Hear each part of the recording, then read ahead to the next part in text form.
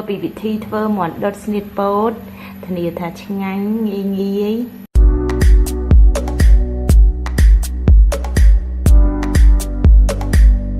គ្រឿងផ្សំសម្រាប់ធ្វើមាន់ដុតស្នៀតពោតយើងមានដូចជាមាន់មួយ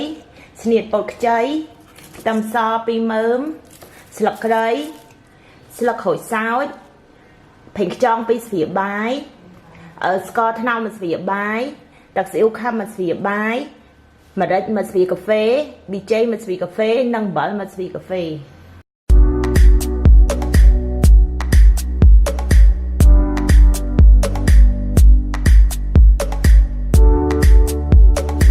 ខ្ទឹមសយើងលាងទឹកវាឲ្យស្អាតហើយ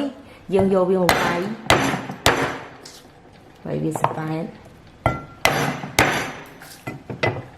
ចាក់គ្រឿងផ្សំយើងចូលគ្នាទាំងអស់សិនទៅយើងលាយចូលគ្នាឲ្យសព្វសិន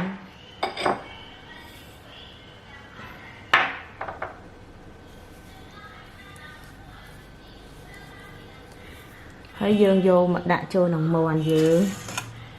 ងយកមកប្រឡាក់មាន់យើងប្រឡាក់វាឲ្យសព្វចូលក្នុងសាច់វាអស់សិន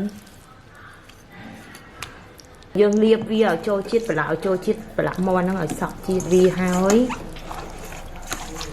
យើងចូលឲ្យចូលសិន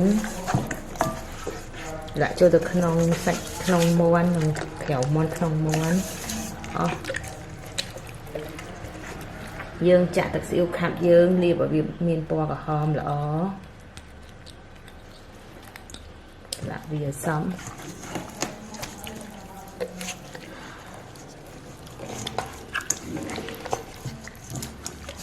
វាសព្វសិនហើយយើងដាក់ខ្ទឹមយើងចូលទៅក្នុងពោះមាន់ដាក់ចូលដើម្បីឲ្យវាឈ្ងុយនិងស្លឹកក្រូចសើចយើងដាក់ចូលក្នុងពោះមាន់ដែរដើម្បីឲ្យវាមាន់យើងឡើងឈ្ងុយ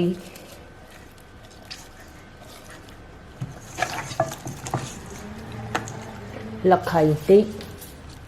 ដាក់ចូលក្នុងពោះមាន់យើងឲ្យមាន់យើងវាឈ្ងុយខាងក្នុងសាច់ពីក្នុងវិញយើងកាត់ស្លឹកខៃយើងឲ្យវាខ្លីៗមុំមួយឆ្នាំងយើងក្រាវាពីក្រោម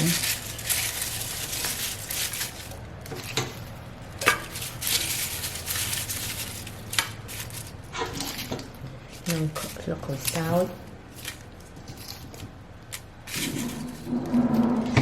ហើយយើងរៀបស្លឹកពោតយើងពីក្រោមដែរ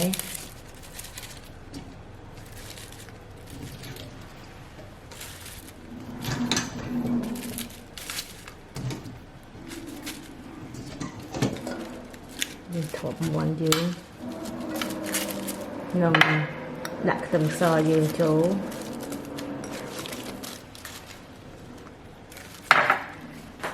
ហើយយើងយកមាន់យើងមកដាក់ពីលើ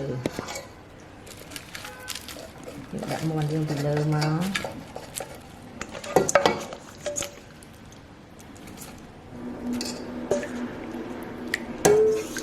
ចូលទឹកនេះចាចូលក្នុងមាន់យើងបន្តិច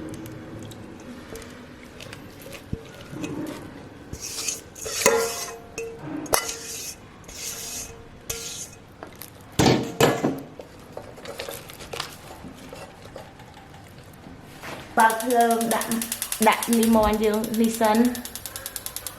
យើងក្របវាឲ្យវាក្តៅសិន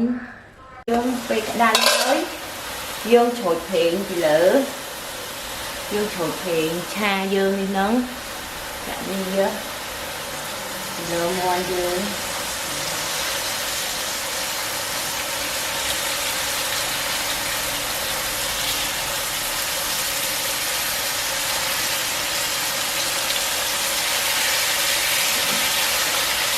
ហើយយើងក្របវា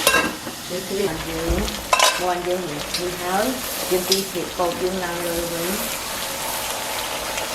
យើងតម្លាក់មាន់យើងសាច់ខាងតិចហើយថៃខ្លាំង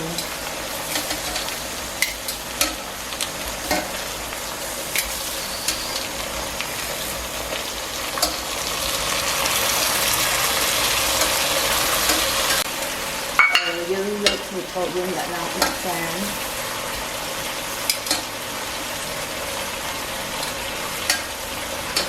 nướng phơi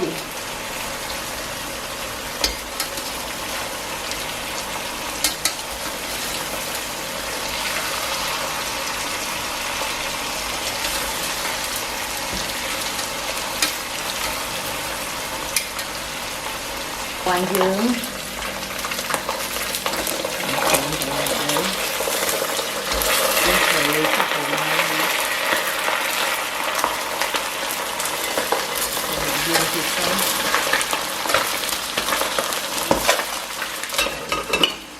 còn đợt dương ban chân hao mới làm chung ngồi mới tới từ nướng rồi chừng anh mà